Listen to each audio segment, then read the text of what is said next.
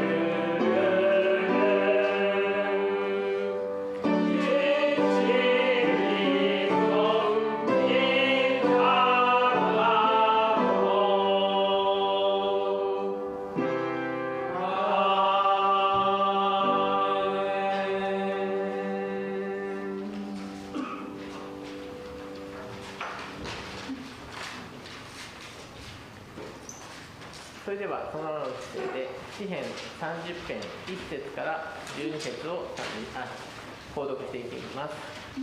修法の方にあります詩編30編1節から12節になります。1節3節を私の方で、2節4節を皆さんの方で購読していきます。それでは詩編30編1節。主よ、私はあなたを崇めます。あなたが私を引き上げ、私の敵を喜ばせることはされなかったからです。私の神、主よ、私があなたに叫び求めると、あなたは私を癒されました。主よ、あなたは私の魂を黄泉から引き上げ、私が穴に下っていかないように私を生かしておられました。生徒たちを主を褒め歌い、その聖なる皆に感謝せよ。誠に身怒りはつかの間、命は温床のうちにある。夕暮れには涙が宿っても、朝明けには喜びの叫びがある。私が書いた時に、私はこう言った。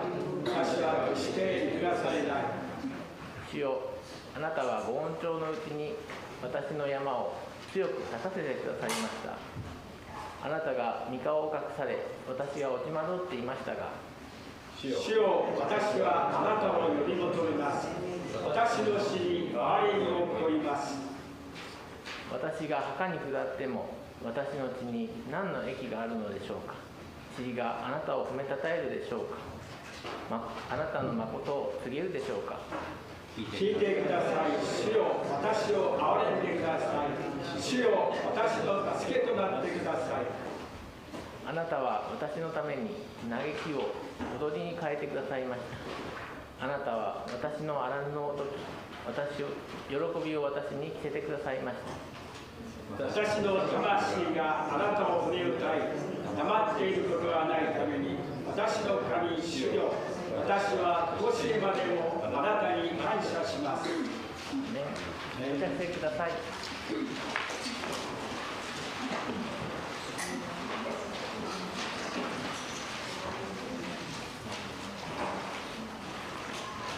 それでは聖歌480番「輝く日は青く日」を賛美していきましょう。聖歌480番です。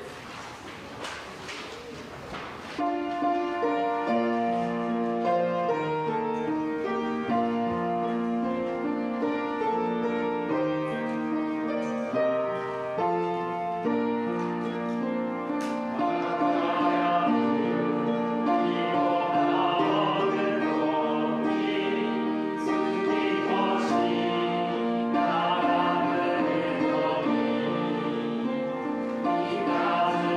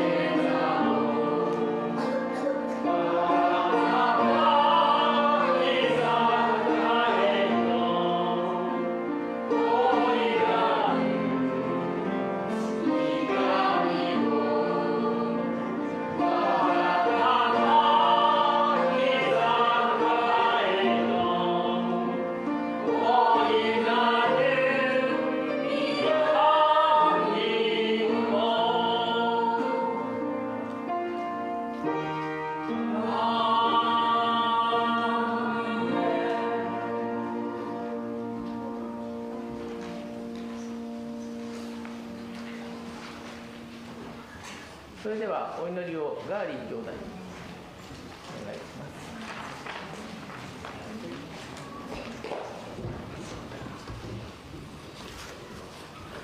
Okay po, let's pray. Yes, Heavenly God Father, maraming salamat po muli, Lord, sa pagkakataon, Lord, na magkasama-sama po kami, Lord, na magkakapatid, Lord, na lumapit at sumamba sa iyong pangalan, O Lord. Maraming salamat, Lord, muli sa isang linggo na pag-iingat. Maraming salamat, Lord, sa kalakasan, sa karunungan, Lord, na patuloy namin natatama sa Lord, na biyaya, Lord, na nagmumula sa iyo, Lord. Maraming salamat, Lord. Muli, Lord, nilalapit ko po sa inyo, Lord, ang gawain ito, Lord, sa araw na ito. Ngayon pa lang, Lord, sa mga oras pa lang na ito, Lord, we claim na, Lord, ang katagumpayan, Lord, na nagmumula sa iyo, Lord. Manguna ko sa bawat isa sa amin, Lord. Ganun din po sa aming pastor na magdi-deliver ng inyong message, Pastor Louie po, Pastor. Ganun din po ang mga pastor, Lord, sa buong mundo, Lord. Ikaw, Lord, ang manguna sa iyong mga lingkod, Lord. Patuloy mo pong ingatan ang inyong mga pastor, Lord. Bigyan niyo po sila ng karunungan na nagmumula sa iyo, Lord. Itago niyo po sila sa inyong likuran. Kayo lang po may taas. Ang ngalan mo lang, Lord, ang may taas at mapupurihan. Maraming salamat, Lord. Ganun din po, Lord, sa kanyang pamilya. Ganun din po, Lord. Ingatan niyo din po ang pamilya din po, Lord, ng bawat isa, Lord. Pati din po ang magsusuya ko, Lord, na Sister Nomi sa araw na ito.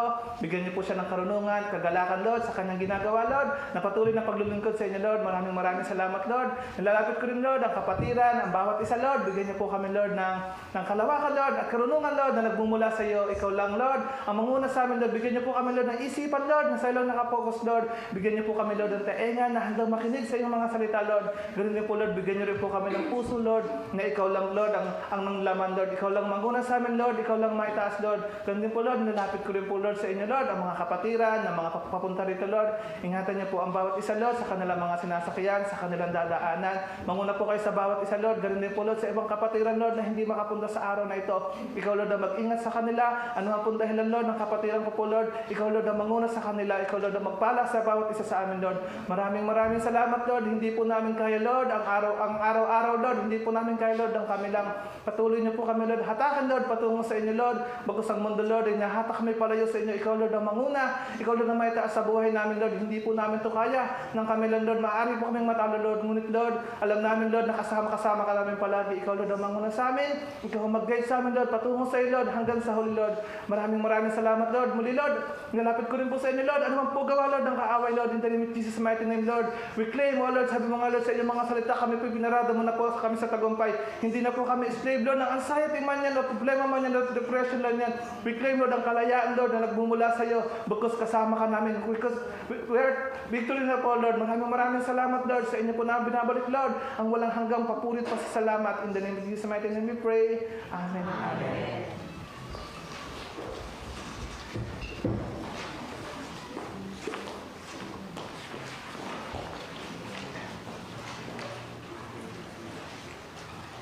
それでは引き続き聖歌503番主の御手に頼る日を賛美していきましょう。聖歌の503番です。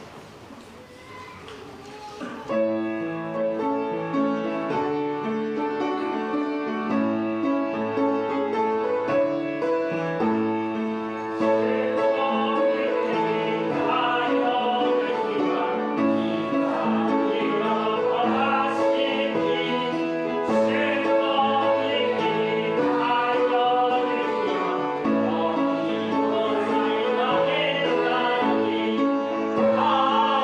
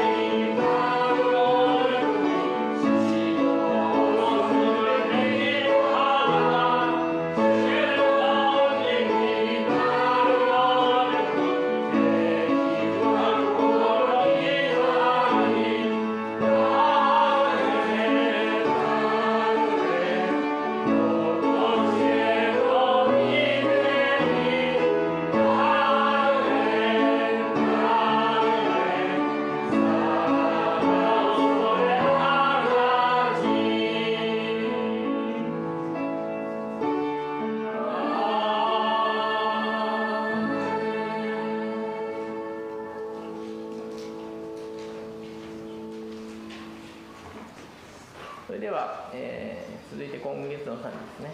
主は道を作られるが、ウィル・メイカー・ウェイを賛美していきましょう。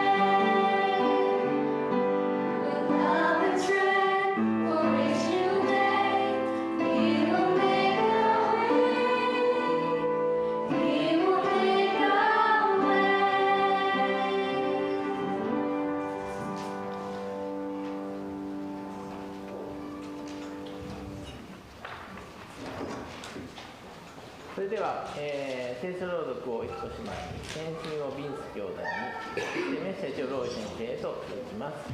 今日の聖書の箇所は、箴言13章21、22になります。よろしくお願いします。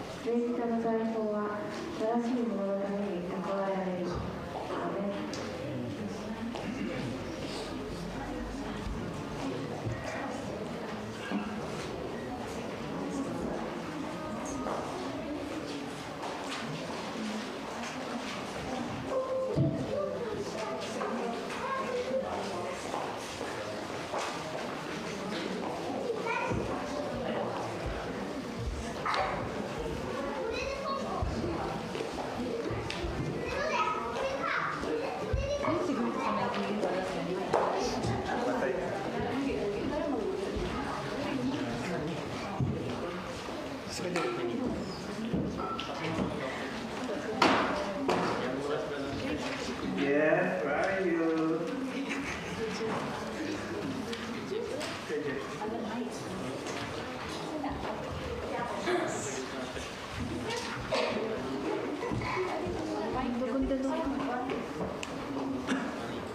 So, magandang umaga po sa bawat isa. Kami po ang Team Megs. Amigas, Tomodachi. チームメイトっていう名前でアミーガスということで、まあ、友達の、仲間っていうかグループですね。 Salamat muli sa Panginoon na binigyan kami ng pagkakataon na makasama lalo na po itong mga kasama ko po na lagi nga po sinasabi sa asawa ko na napakasarap po magkaroon ng kaibigan lalo na po sa loob ng simbahan. ね、いつも奥さんにも話をするんですけども、本当にこの教会の仲間と友達になるってこんな仲良くなるってこんなにすごい楽しいことはないよねと話をしています。 Bakit po nasabi na yung mga kaibigan sa simbahan is mas maganda kaysa sa labas ng simbahan? Kasi po, sabi ko nga po sa asawa ko na yung kaibigan po natin sa labas, maaari po tayong pag-usapan pag nakatalikod tayo. Pero yung kaibigan po natin sa loob ng simbahan, bago niya po isipin na may masabi siya sa kanyang kapatid, una niya munang isipin yung sasabihin ng Diyos sa kanya. そうですね、やっぱり世の友達というのもいいんですけれども、世の友達はやはり私たちをいない時には私たちの悪口を言うこともあります。いない場にでも私たちの教会で神様の兄弟として姉妹としての友達というのは私たちの何か悪いところがあって言いたくなるかもしれないけれども、その前に神様のことを思い出すんですね。だから言わないんですね。 Kaya pinupulit ko pinapasalamatan Diyos na magkaroon tayo dito po sa loob ng simbahan, hindi lang po tayo magkakaibigan, hindi man tayo magkakadugo, pero isa po tayong katawan na higit sa magkakapatid. そういう意味で私たちは神様の子供として、そして子供だけではなくて子供として仲良く本当にこのような良い関係ができるということなんて素晴らしいことでしょうか。 So bago po kami magsimula, may babasahin lang po ang isang verse na makikita sa 2 Corinto 12 verse 9. 2 Corinthians 12 verse 9. Ang pagpapala ko ay sapat sa lahat ng pangailangan mo, lalong nahahayag ang aking kapangyarihan kung ikaw ay mahina. Kaya't buong galak kong ipagmamalaki ang aking mga kahinaan upang lalo kong madama ang kapangyarihan ni Kristo. コリント人の手紙第2章の12章の9節。しかし主は私の恵みはあなたの不十分である。私の力は弱さのうちに完全に現れるからであると言われました。ですから私はキリストの力が私に負うためにむしろ大いに喜んで自分の弱さを誇りましょう。 So marami pa po akong sanang sasabihin pero ayoko na pong ubusin yung oras. Pero meron na po akong sasabihin na tungkol din po dito sa lyrics na to na sinasabi po sa atin ng Panginoon. Sabi nga po sa aming kanuntakin na Jesus said, when we are thirst, we should come to Him. When we are weak, we should come to Him. When we are afraid, we should come to Him. When we are lost, we should come to Him. Kasi nga po, meron po akong mga Bible verse dito, hindi ko nasasabihin kasi maubos na nga po oras natin.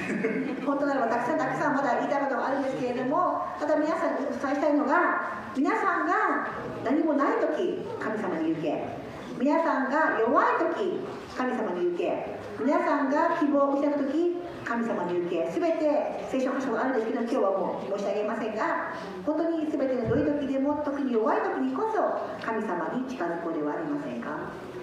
So just lang po ang matas na papulit イエス様に栄光を返します。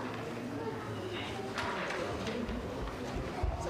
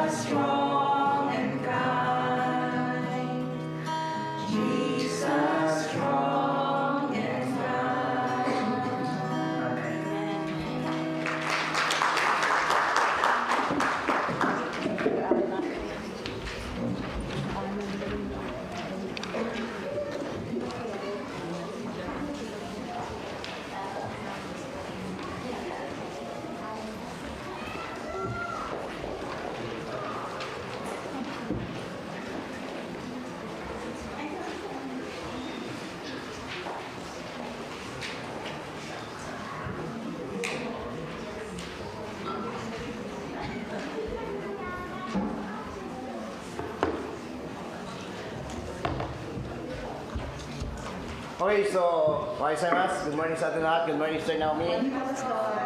So, welcome po tayo lahat sa gawain ng Diyos. At nandito tayo para magpuri at maglingkod sa Diyos. それでは皆さん、ようこそ神様のこの働きの中へと、皆さん全員とも神様に栄光を返すために今日は皆さんここに来たと思います。 Tayo muna manalangin sa Panginoon.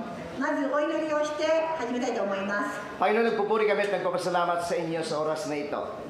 天の神様、この時間を神様に感謝いたします。 Kayo nagtakda ng oras na ito para magbalik kami ng pagsamba at papuri sa iyo. イエス様に何かと栄光を少しでも返せるようにと今日はこちらにやってきました。 Hindi mo, Lord God, kailangan ang anumang handog na dala namin. Ang pinaka-inaantay mong handog ay ang aming puso at kaluluwa para sa iyo.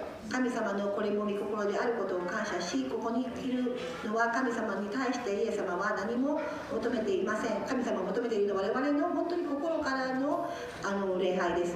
Hindi mo kailangan yung aming kayamanan o pera. 宝とかそういうお金とかではないです。 Ang kailangan mo, kami.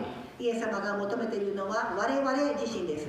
Kaya Lord, nandito po kami upang magbalik ng papuri pagsamba sa iyo. だからイエス様、ここにいる一人一人はイエス様のために今日はここに集ってきました。 Ihanda mo ang aming puso sa iyo at gawin mo kami isang totoong mananamba sa iyo.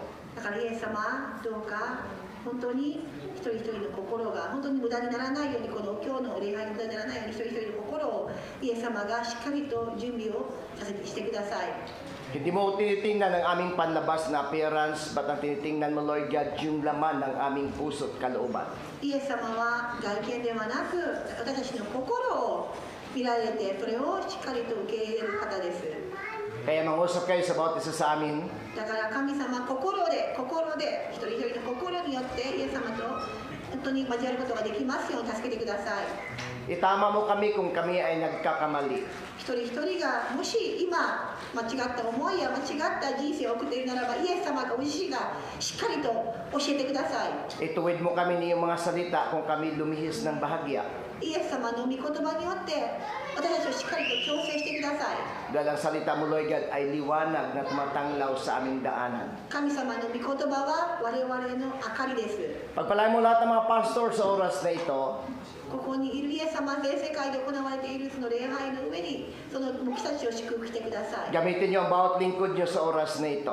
本当にイエス様のために働いている奉仕者全員をイエス様が祝福してください。 Gamitin mo rin kami, Sister Naomi, na maging alulod at daluyan lamang ng iyong biyaya at grasya. そしてここにいる2人もただイエス様のためだけに用いてください。 Salamat o Diyos. 感謝します。 Sa pangalan ni Jesus. イエス・キリストの皆によって Amen. Amen. お祈りいたします。アーメン。 Ang ating pong pag-usapan ngayon ay may kinakaugnayan sa salitang legacy.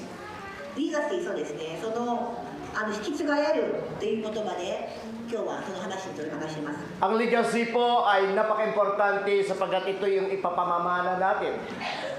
レガシーというのは私たちがこれからもその祖先に対してもこれからの世代に対しても引き継がれるものです。 Sa Bible ay maraming mga man of God na yung legacy nila ay napuputol. でこの遺産として残される、次の世代へ残される遺産としてのものが実は途切れることがあるんです。 At ito yung tema ating pag-uusapan sa oras na ito ay may pamagat the three essential elements for our long-lasting legacy. 伝承ですね。だからこのレガシーって言われるのは我々の永遠のための伝承です。 Amen. あるんですか？ Yung lasting legacy ay napaka-importante ito. Pero hindi lahat na nasa Bible ay nagkaroon sila ng long-lasting legacy. そしてこの伝承、残される伝承遺産っていうのはこの次の世代の受け継がれるもの、いわばレガシーっていうのはその聖書を見ていきますと全部が永遠に続いたわけではありません。 Si Moses o isang great man of God pero walang legacy ang kanyang buhay. After nun si Moses ay namatay, walang nag-take over at walang nagpapatuloy sa kanyang sinimulan. モーセが亡くなった後、モーセは確かに素晴らしい方なんですけれども、モーセがいなくなった後には彼のを伝承する者はいなかったんです。Si Abraham ay nagkaroon siya ng long-lasting legacy. アブラハムは長い次への世代への受け継がれるものを残しました。 Yung long-lasting legacy nitong Abraham ay nagsimula ang promise ng Diyos kay Abraham.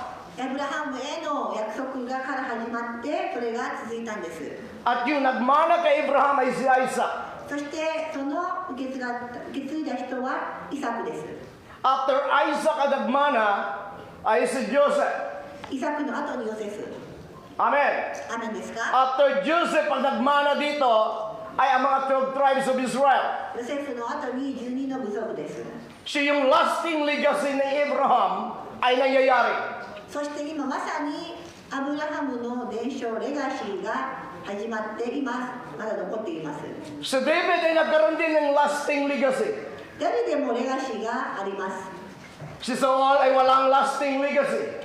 サウルはレガシーはありません。 After nung si Saul ay nagkahiwalay at inalis ng Diyos, wala nang sumunod sa kanya at wala nagmana sa kanya. サウルの後に彼のものを引き継ぐ者はいなかったんです。 Si David, matapos si David, ay nagkaroon siya ng anak na si Solomon. ダビデの子供はソロモンです。 Amen, church. アメンですか？ And after ng Solomon, ay nagkaroon si Solomon ng kanyang anak na nagpapatuloy ng legacy ng kanyang angkan. そしてソロモンがその父のから受け継いだものを続けたんです。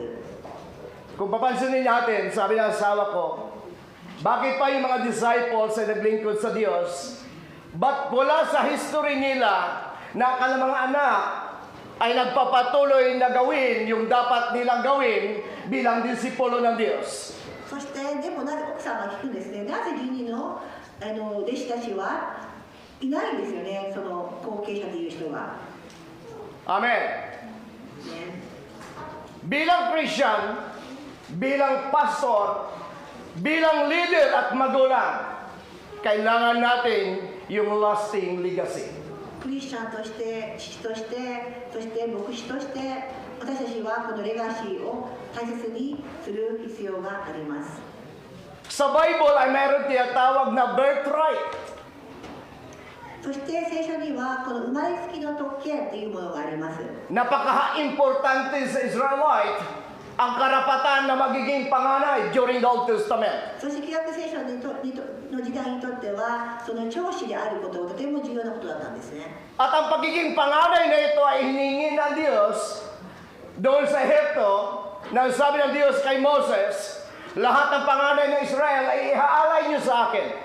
そしてモーセに対してもイスラエルの長子全員を私に捧げなさいと伝えも聖書で指示をしたことがあります。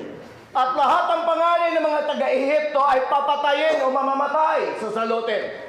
そしてその時はエジプトの時でも長子を選ばれて長子だけ選ばれて死ぬような災害被害があったのもそうですよねと。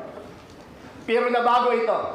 でもそれが変わるんです。 Dahil kung pagiging panganay lang ang may karapatan ng biyaya at promises ng Diyos, yung pangalawa at pangatlo, pang-apat na anak, wala nang blessings para sa kanila.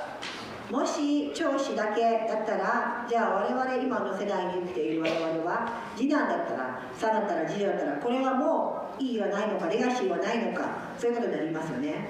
Pastor, paano niyo nasabi na yung pangalawa, pangatlo at pangapat ay wala ng karapatan para sa biyaya at promises ng Diyos? なぜ第2世代第3子とかは意義がないとかどういう理由でしょうか？ Remember Esau and Jacob?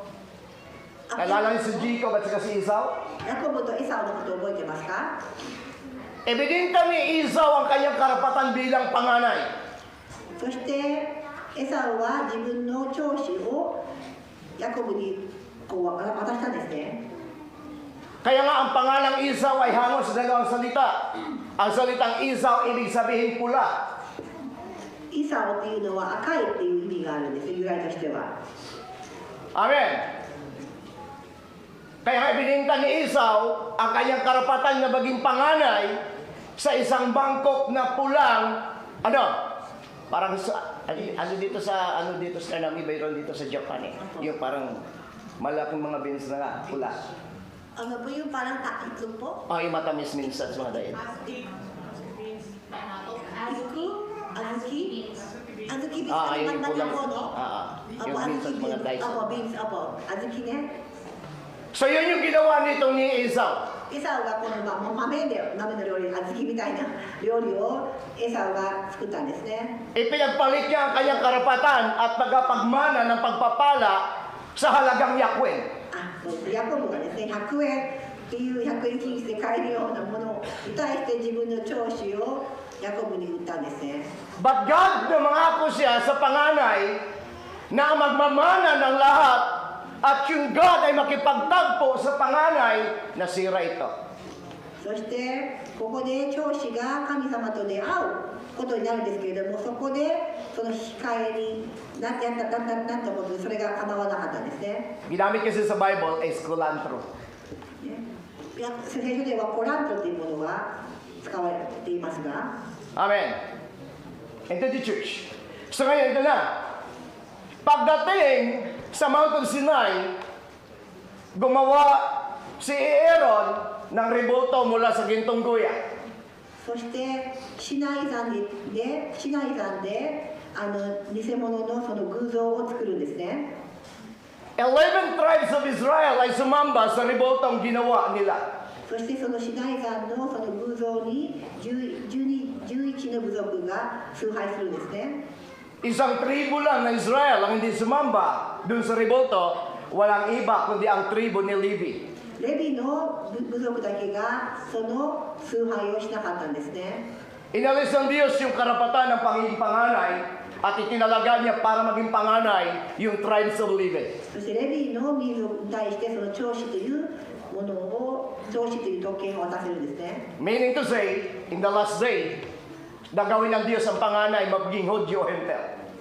ということはやっぱり関係なく神様ご自身が異邦人からもこの長子という特権を作ることができるというのが分かります。 Mayroon tayong literal na pagiging panganay, but mayroon tayong tinatawag na spiritual birthright. ね、我々はその長子として生まれて血統その地で実際には長子であるものと実際には霊的な長子というのがあるんですね。 Ang panganay, pagiging panganay spiritual ay napakahalaga. 実は霊的な長子になることはとても重要なんですね。 Magsisimula ang promises ng Diyos sa panganay. 神様の祝福は長子から始まります。 Ang spiritual na pagiging panganay, kung sino ang unang nakakilala sa pamilya mo, ikaw yung panganay. 実はあなたの家族でもしあなたが一番でイエス様を受け入れたならあなたは長子なんです。 Kung sa pamilya namin ako ang unang nakakilala sa Diyos, ako yung may karapatan ng mga promises sa Diyos. Dahil ako yung spiritual na panganay na tinawag ng Diyos mula sa aking pamilya. で私の場合は私が一番最初に神様を受け入れたので私が長子として見なされるっていうんですね。 Ipinangako ng Diyos yung promises niya sa mga pagmana at biyaya mula sa pagiging panganay. だから長子に対しての神様は祝福と富を豊かさを約束されたんです。 Kaya kung ang tayo na una nakakilala sa Diyos, kung tayo magulang ang una nakakilala sa God, yung karapatan na ipinangako ng Diyos, dadaloy sa iyo, papunta sa anak mo, sa apo mo, at sa apo mo. Sa apo. だから私は信じるんです。私が長子であるならば必ず私が神様によって祝福され私を通して私の子供も私の孫も私のひ孫も必ずこの祝福に預かるということを Mula sa iyo hanggang sa ika-apat na salin lahi. 4世代までというふうに言っています。 Church, 皆さん kung ikaw ang unang nakakilala sa Diyos, huwag mong ipagpalit ang pagiging panganay doon sa susunod sa iyo. Kung gusto mo, yung long-lasting legacy ay darating sa pamilya mo at sa apo mo, itayo mo yung karapatan bilang panganay na tinawag ng Diyos. だから皆さんがもしその教師あらゆる意味で自分が一番最初に本当に神様を受け入れたというんであればどうか他のものにその休みをしないでですねしっかりとその信仰に立って本当にそのレガシー神様のレガシーを受け継がれるように真剣に立ち向かってほしいのです。 Pinatunayan ng Diyos sa buhay ko. 神様は私の人生でそれを示してくれました。 Ako yung isang salbahing anak. 私は非常に悪い息子でした。 Marami kami magkapatid. 兄弟が多くいて、 Ako ang pinakamasama. 一番僕が悪かったんです。 Pero ako ang unang tinawag ng Diyos at nakakilala sa Diyos. しかしながら私が一番悪かったにもかかわらず、神様は私を一番に呼んでくださったんです。 Noon, lagi akong kinikurse ng aking mga kuya at kapatid, nanay. お母さんも含めて姉や兄弟も私のことをすごく憎んでいました。 Noong nakilala ko ang God na bago ang sitwasyon. でも私がイエス様に出会ってから状況が変わったんです。 Para sa mga mahigpitan lang sa pagpapasya, hindi sila magpapasya, mga ate ko, kuya, maging nanay ko, na hindi nila isinasangguni sa buhay ko. 今はなんとお母さんでさえも兄弟でさえ何かを決めるときに私に確認をしてくださるんですね。 Dahil po yung biyaya at ang promises ng Diyos nagsimula sa panganay. なぜかというとこの祝福はその長子から始まるからなんです。 Amen, church. 何ですか？ Amen. Huwag niyo po iisang tabi ang karapatan niyo bilang panganay sa iyong tahanan. で私が言いたいのは皆さんがどうかこの神様から預かった特権をどうか無駄に安売りをせずに宝の持ち腐れにせもしないでほしいんです。 Kung nais po natin magkaroon tayo ng lasting legacy, itayo mo yung rights mo bilang unang tinawag at makakilala sa Diyos mo. 永遠に受け継がれるレガシーのためにもどうか皆さんがしっかりと神様のためにしっかりと立ってそれを継承していってください。 Amen. アーメンですか？ Amen, church. Ang asawa ko minsan, madalas silang nagkakasharing ng anak kong panganay. 息子と妻はよく会話をしますが Sabi ng asawa ko sa anak ko, kay Sakari, alam ko na marami ang iyong natutunan at marami ang iyong ginagawa, lalo sa pag-aaral na Biblia. 妻が言うんですね。息子よ、あなたが今進学校に通っていて、確かにたくさん学習をしているのはよくわかります。 Dahil, to God be the glory, si Sakari ay nag-aaral siya ng Bachelor of Theology. ね、進学の、進学科を私の息子は今卒業しようとしてますが So pag regarding sa Bible, regarding sa God, sila ho yung nagpakadalubhasa at nag-aaral tungkol sa Diyos, sa mga ginawa ng Diyos, at kapangyarihan ng Diyos. 神様の道からそして神様がなさった技について非常に熱心にもちろん大学で勉強をしています。 Sabi ng asawa ko sa anak namin, malayo man ang marating mo, marami kang matutunan sa Biblia tungkol sa mga salita ng Diyos at sa Diyos. Huwag mong alisin sa puso't isipan mo, ako pa rin ang nanay mo. あなたはたくさんの学ぶかもしれない。確かにたくさん私以上に知識は豊かになるかもしれない。しかし私があなたのお母さんであることは忘れないでほしい。 Amen. Naintindihan niyo ko? Why church? Dahil ang una nakipagtagpo at ipinangako ng Diyos na hinihingi yung karapatan ng pagiging panganay. Spiritually, unang tinawag ng Diyos ang asawa ko kaysa anak ko. Amen. At hindi niya ipagpalit yung kanyang rights bilang una at panganay kaysa anak namin. May knowledge siya, may kaalaman tungkol sa God at tungkol sa Bible. Pero hindi niya gusto niya maranasan ang legacy. Kailangan niyang sumunod doon sa agos ng pangako ng Diyos.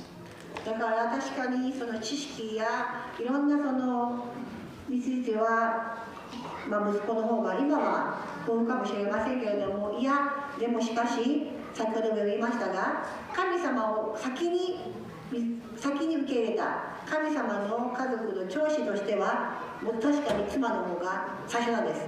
だからそういう意味では神様はその順番においてですね、妻からへの祝福が彼のに宿っていくっていうことを覚えてほしいです。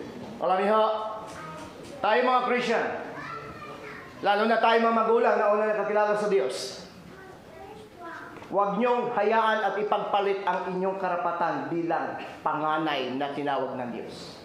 だから特にお母さんとか皆さんはどうか息子や娘よりもあなたが先に神様を受け入れた長子であることで、どうかそれを犠牲にしたり妥協したりしないでほしいです。 Mayroon ba nagmana kay Moses? After nung si Moses nawala, may nagmana? モーセの後誰かがこれを継承しましたか？ Mayroon bang legacy si Moses sa kanyang buhay? Wala. Si Abraham, mayroon ba siyang legacy? Mayroon. Dahil itinayo ni Abraham ang kanyang karapatan bilang panganay. Yung blessings at ang promises ng Diyos dumaloy. Mula kay Isaac o kay Abraham, kay Isaac, kay Jacob, kay Joseph. Fourth generation. そしてここでモーセとアブラハムの違いというのは本当にこのしっかりと固く立つですね。本当にアブラハムは固く立ってですね、その特権、その長子という特権をですね、次の世代へと、次の4つの世代までへと続けていったわけなんですね。 Amen. Si David, nagkaroon din siya ng lasting legacy. ダビデも継承をしました。レガシーがあります。 Ito yung bagay na hindi ko makalimutan doon sa isang, nung umattend dati o nag-aral ako sa isang seminary sa Angeles. Ito hindi ko makalimutan doon sa isa sa nagtuturo sa amin regarding sa church planting. 私は前勉強する時にチャーチプランティング、教会を植え続けることの重要さを学んだんです。 Siya yung pinaka-director ng Pre-Christian Fellowship. At during the time ay mayroon siyang hawak na I think 80 churches FCF のo 89 churches. 長老でもあったんですけれども、89ぐらいの教会を実際に作っていたんですね。 Kung mayroon siyang 89 churches, mayroon siyang 89 pastors. 89の教会ということで89の牧師がいるわけですよね。 Amen. Pero, nung nag-lecture siya, ito sinabi niya, pagdating sa achievement ng kanyang buhay, nasasabi niya pa rin sa kanyang sarili, may kulang. でも彼は堂々と言うんですね。 Naka-establish ako ng 90 churches. 89の教会を確かに作ったけれども、 Nagkaroon ako ng 89 pastors. 89の牧師がいるけれども、 At mayroon pa ako mga training site o training camp para magiging pastor to be. 研修センターもあって、次の世代への牧師たちへの学校もあるし、 Pero walang kwenta ang lahat ng ito kung walang magmamana ng legacy na pagtayo ng Diyos sa buhay ko. しかし私のレガシーとして垂れたものを受け継ぐ者がいなければこれは意味がないんだと。 Amen? Amen. Naintindihan niyo ako? During the time, dalawa yung anak niyang lalaki. 彼には2人の息子がいました。 Ang kanyang kuya, ang panganay na lalaki ay masasabi natin na Simbawe. Simbawe. Simba tapos uwi. そうですね、長男がいたんですけれども、長男は、シンバウェイってことは教会に行ってすぐ帰るっていうことですね。 So, Sunday, worship tapos uwi. So, ang tawag sa kanya, Simbawe. 教会に行ってすぐに帰る。それで、そういう言葉を綴ってシンバウェイ。 Yung bunso niyang lalaki ay katatapos na noon ng high school. at kailangan mag-aral. At pinipilit niyang convince na mag-aaral sa isang Bible school, yung tinatawag na PBS Bible School. そして次男に対してはちょうど高校で卒業するので次の大学へと、サハリンが言っているペビアスの進学校に行くことを勧めるんですね、お父さんは。 Tinignan niya yung mga na-establish sa biyaya ng Diyos, yung mga lingkod ng God at mga simbahan sa iba't ibang lugar sa Pilipinas. Pero kung sabi niya, habang nag-isip siya, sabi niya, kung wala din naman susunod sa lahi at ginagawa ko, failure yung paglilingkod. Marami ako na-establish, marami ako at malaki ang church, pero walang susunod sa lahi ko. Hindi ako successful bilang lingkod ng Diyos. で彼は言うんですね、確かに私は多くの教会、多くの牧師をある意味育てられたけれども、この私がやったこのことを続ける人がいなければ、これは無意味だと言うんですね、彼は。 Alam niyo, yung bunso niyang anak ay nag-aral sa isang Bible school, yung PBS. Ngayon, mga 2000 namatay ang kanyang noong 1990s, I think 89 or 85, namatay ang kanyang tatay, Pastor Ben. Siya nag-take over. そして1989年ぐらいに父が亡くなって、この次男がその後継者となったんですね。 At totoo yung pangako ng Diyos, yung lasting legacy. 神様の約束は本当です。残るんです。この継承されるんです。 Kung yung tatay niya mayroong 89 churches and 9 pastors, ngayon ang hawak ng kanyang anak, more than 300 churches and 300 pastors. 今は息子は300の教会、300の牧師たちの管理を、ある意味まとめてるんですね。 Madalas kong napapakinggan at lagi kong naririnig yung comparison.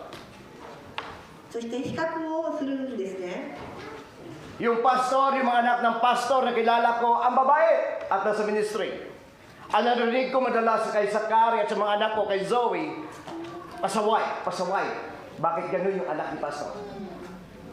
そしてよく牧師たちの子供っていうのも実はいろいろあってですね、牧師だから息子や娘が同じようになるというわけでもなくて、私の息子も娘もなんで牧師の子供はああなんだというさえもあります。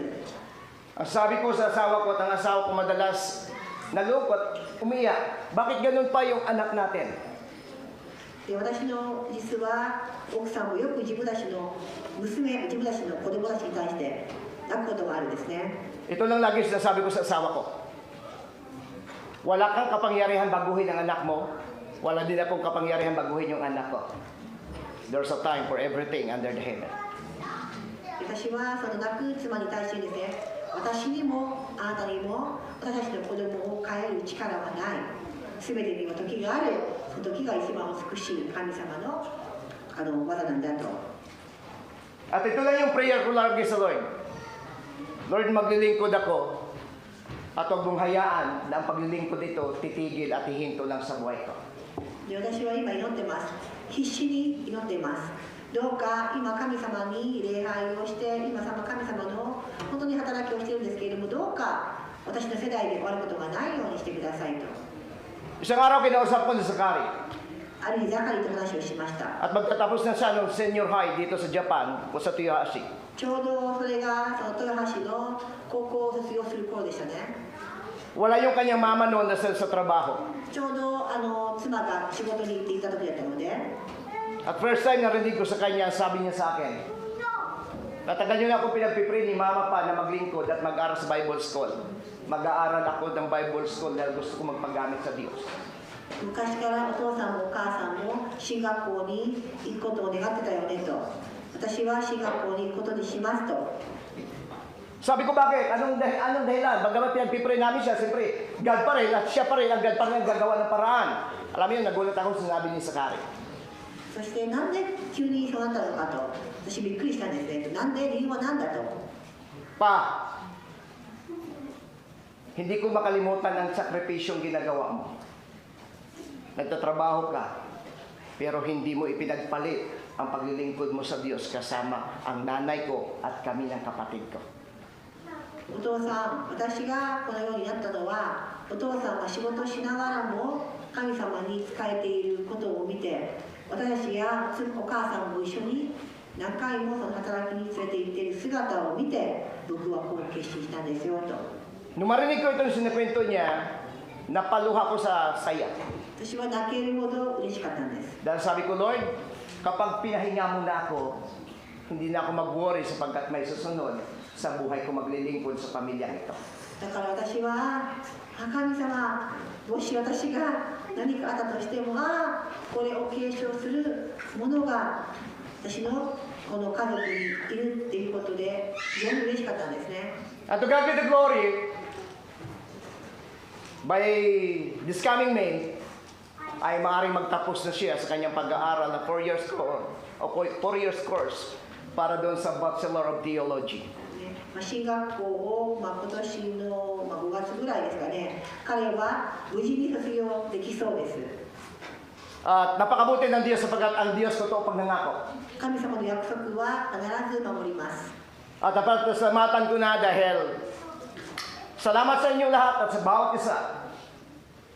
Dahil si Zachary ay nabigyan at nakasama siya na nabigyan ng Denless para sa honor roll ng Kanaskot. 実は彼はある優秀な成績を収めることができて表彰もされるんですね。これも皆さんのおかげです。ありがとうございます。 At kung lulobin ng Diyos, ay inalok siya at I think nasabi niya 3 daw sila napili para mabigyan siya ng scholarship para sa Masteral of Theology sa lugar ng South Korea. そしてもしかしたら韓国ですね。そして特待生として3人で選ばれたんですけれども、特待生として韓国で大学院を続ける可能性もありますと。 Church, hindi ko kwento para pagmalaki ko. Gusto ko ipakita sa atin yung promise ng Diyos about the word legacy. 私は威張って自慢をしているんではないですよ、皆さん。私が示したいのは、神様が継承する、そして神様によってこの継承を、重要性を皆さんに認識してほしくてですね、神様によってこの継承されるという事実、この約束がされるということなんです。 Amen. アメですか？ Na ang pagsiserve sa God ay hindi magsimula sa iyo o magsamula sa iyo at hindi din magtatapos sa iyo.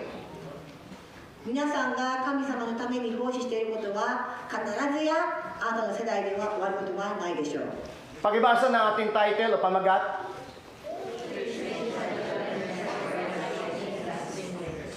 Amen. 3 mahalagang elemento para sa iyong pangmatagalang legacy o pamumuno.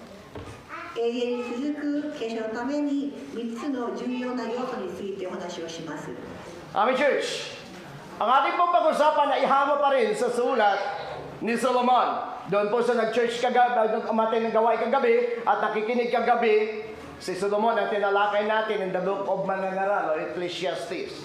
そうですね。このソロモンのがこの伝道者の書を書いたんですね。 Kaya ating pag-usapan pa rin ay Proverbs 13:21 to 22 o Kawikaan 13:21 to 22. 伝道者の書の13章の21。 Pakibasa ng verse 1 o 21. ごめんなさい、信玄ですね。信玄ですよ。信玄ですよ。信玄の13の21から22です。 Start.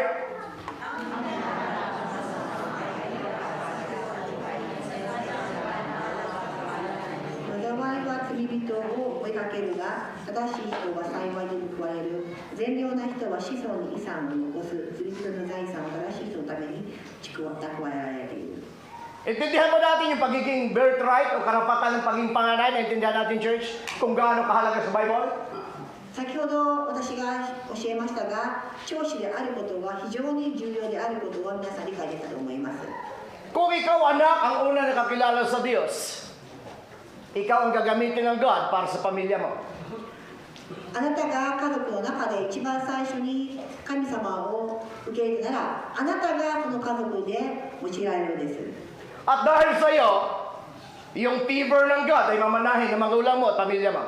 そしてあなたのおかげであなたの家族もあなたの両親も実は神様の栄光ひいきにされるんですね。 Kung tayo naman mga magulang ang unang nakakilala sa Diyos, そしてもし両親が先に子供よりも神様を受け入れたなら mamanahin ang ating mga anak at apo yung legacy ipinangako ng Diyos sa pamilya mo at sa buhay mo. この子孫って言葉がありますようにこの子孫に必ず神様がそれを残してくれるんです。遺産を残してくれるんです。 Kaya kinikwento ni Solomon yung legacy ito. Dahil nakita niya kung gaano kabuti ang Diyos at gaano katotoo ang Diyos. Kaya sabi ni Solomon, hindi lamang sa kanyang nasakaupan, kundi sa kanyang anak. At itong sabi niya sa verse 21, ang hinaharap na masama ay kahirapan sa buhay. Parang gustong emphasize ni Solomon, anak, kapag naputol ang legacy ito sa buhay ko, at hihinto yung pagpapala ng Diyos sa buhay mo o sa buhay ko, wala nang dadaloy pang pabor para sa iyo. だから我々は神様の本当にこの恵みによってだけ恵みによってひいきされているんですね。神様のひいきによって私たちは今祝福されているのであって、もし我々がどっかでその伝承が切れるんであれば、この神様の約束の祝福も途切れてしまうんだっていうことを言っているんです。 Parang kinikwento ni Solomon sa kanyang anak na yung natamasa kong tagumpay ay hindi mula sa buhay ko, kundi nagmula ito sa nanay o sa tatay ko at lolo mong si David. Dahil ang God nangako kay David about lasting legacy. そしてソロモンははっきり分かっています。我々が私もあなたもこの息子として祝福されているのは我々の子孫であったダビデが本当にその善良で長子だったからである。だからそれは我々が良い人だからではないんでなくてですね、ただ神様の一方的な祝福、約束の祝福によってであるということは分かっていたんですね。 Kaya nung pinag-aralan namin ang kamangaral, ang pinakahuli na realize ni David o ni King Solomon, yung tinatawag tayo na time of realization. Na-realize ni King Solomon na lahat ng gusto ng tao, yaman, kapangyarihan, mayroon siya, at sobrang yaman niya, sobrang sikat siya. Pero one day na-realize niya ang salitang, matanda na ako, wala akong dala dito, babalik din ako, walang dala, walang kwenta. Ang pinakamaganda sa buhay at nakalimutan ko sa buhay, yung maglingkod sa Diyos ko at maging masaya sa piling ng ganito. ソロモンは本当に今まで追いかけていたお金や名やといろんなその権力、本当にたくさん追いかけるんですけれども、でも人生、皆さん死ぬ時は死ぬんですね。死ぬ時は何一つ私たちは天国にどこにでも持っていくことはできないんです。彼はハッとしたんですね。ソロモンはハッとして、私は何をしていたのか。一番大事なことは神様に奉仕すること、神様のそばにいること、神様のもとで喜びを味わうことではなかったのかと自分はそれを思い出すんですね。 Bakit? Kasi sinabi ni Solomon, doon sa sulat niya sa Mangaral, chapter 3, walang nangyayari sa mundo at sa tao na hindi sa kapahintulutan ng Diyos.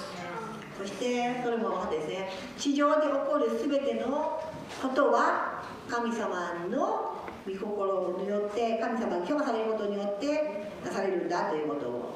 Kaya sabi ni Solomon, maaari sa kanyang anak, yung pinamasa ko ngayon, na mana mula sa lulo mo, yun din yung ikukwento ko na siyang lalakaran mo. 私が私の父のように歩んだ今祝福があるので、私もあなた息子に対して同じような祝福を得れるようにあなたもその道を歩んでほしいんですよと。 Alam niyo mga magulang, kung gusto niyo mga anak niyo maglingkod sa inyo o maglingkod sa Diyos, kayo magpapakita ng pagiging modelo at legacy para mamanahin ang anak niyo. Kung kayo mismo, mga magulang, at kayo mismo na nag-church, hindi nakikita ito, huwag mong i-expect na ang mga anak niyo susunod at gagayahin kayo. だからここにいるご両親の方々、私の息子も私の娘も神様を受け入れてほしいと思うならば、皆さんが一番最初に良い模範となるべきなんです。 Amen, church? アーメンですか？ Amen? アーメン。 Hindi ako nagsasabi, ang God totoo pag nagsabi.